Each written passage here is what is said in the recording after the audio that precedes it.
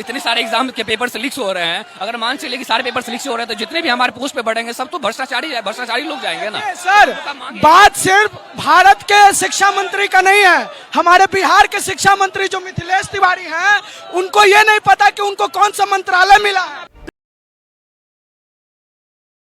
दिल्ली में छात्रों की लड़ाई पटना तक आई। शिक्षा मंत्री के इस्तीफे की मांग को लेकर छात्रों का प्रदर्शन। जेपी गोलंबर पर छात्रों और पुलिस के बीच भिड़ंत, लाठीचार्ज, आंसू गैस और वाटर कैनन का इस्तेमाल। जंतर मंतर पर छात्रों के प्रदर्शन के दौरान पुलिस लाठीचार्ज को लेकर देश भर के छात्रों में आक्रोश है। बुधवार को बड़ी तादाद में आईसा से जुड़े छात्र लोक भवन का घेराव करने के लिए पहुंचे और शिक्षा मंत्री के इस्तीफे और पेपर लीक समेत कई मुद्दों पर विरोध प्रदर्शन किया। प्रदर्शन के दौरान जेपी गोलंबर पर पुलिस ने छात्रों को रोकने के लिए लाठीचार्ज किया। भीड़ को तितर बितर करने के लिए वाटर कैनन का इस्तेमाल किया गया और आंसू गैस के गोले भी छोड़े गए।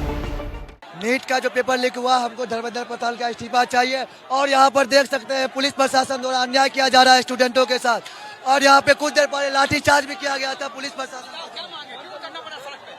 सर, मांग हमारा यही है कि मान के चलिए अभी हमारे जितने भी इंडिया में चाहे सेंट्रल लेवल के हो चाहे स्टेट लेवल के हो, इतने सारे एग्जाम के पेपर से लीक हो रहे हैं। अगर मान चलिए कि सारे पेपर से लीक हो रहे हैं तो जितने भी हमारे पोस्ट पे बढ़ेंगे सब तो भ्रष्टाचारी लोग जाएंगे ना। सर, बात सिर्फ भारत के शिक्षा मंत्री का नहीं है, हमारे बिहार के शिक्षा मंत्री जो मिथिलेश तिवारी हैं, उनको ये नहीं पता कि उनको कौन सा मंत्रालय मिला है। प्रधानमंत्री आवास के बाहर प्रदर्शन करने को लेकर जिस तरह राहुल गांधी समेत विपक्ष के कई नेताओं को डिटेन किया गया, उसके विरोध में पटना में आक्रोशित कांग्रेस पार्टी के कार्यकर्ताओं ने लोक भवन के बाहर प्रदर्शन किया और शिक्षा मंत्री के इस्तीफे की मांग की। आरजेडी ने अपने एक्स हैंडल से दिल्ली का एक वीडियो पोस्ट कर सवाल पूछा कि क्या ये बीजेपी की अपनी प्राइवेट पुलिस है जिसे लैटरल एंट्री से बहाल किया गया है। दिल्ली में सीजेपी प्रदर्शन को लेकर अब तक कुल 10 एफआईआर दर्ज हुए हैं। मॉनसून सत्र के तीसरे दिन राहुल गांधी समेत कांग्रेस और अन्य विपक्षी दलों के सांसद काले कपड़े पहनकर संसद पहुंचे और 20 जुलाई को छात्रों पर पुलिस कार्रवाई और नीट पेपर लीक के खिलाफ नारेबाजी की, जिसके बाद लोकसभा और राज्यसभा की कार्रवाई दोपहर स्थगित कर दी गयी।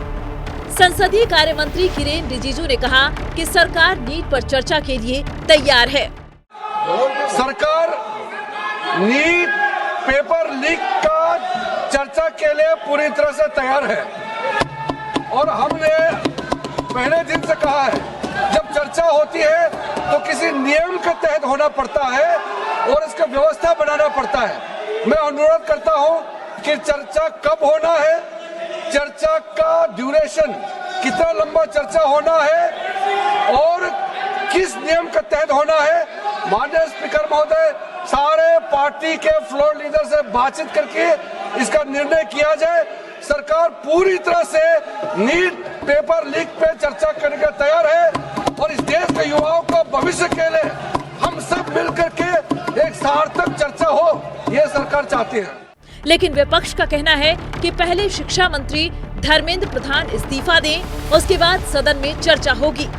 अखिलेश यादव ने कहा कि मैं और राहुल गांधी प्रधानमंत्री के आवास पर मजबूरी में गए थे।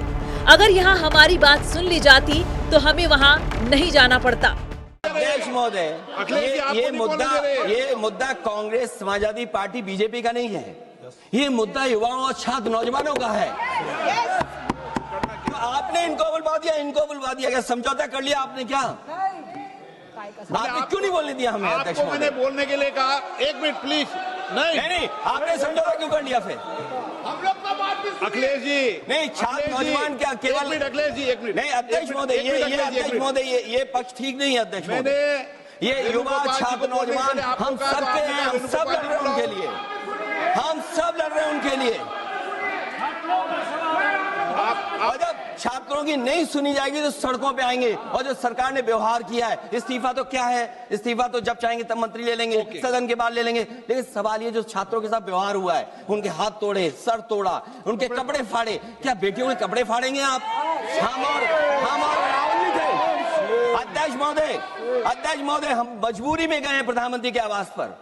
अगर आप सुन लेते हैं यहाँ पर तो हम नहीं जाते। क्या प्रधानमंत्री स्टेटमेंट नहीं दे सकते हैं? युवाओं के लिए आप बाहर बोल सकते हैं, सदन में क्यों नहीं बोल सकते हैं आप?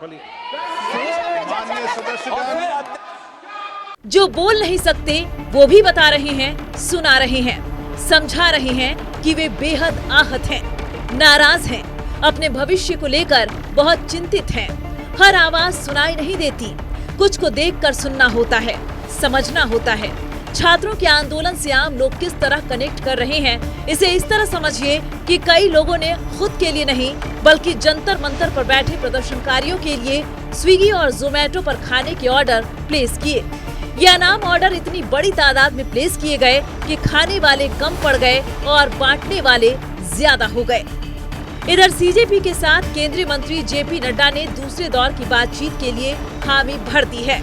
ये साफ है कि जहां विपक्ष छात्रों के मुद्दों को लेकर बेहद आक्रामक नजर आ रहा है, वहीं सरकार भी छात्रों के मसले पर कुछ हद तक झुकने को तैयार है।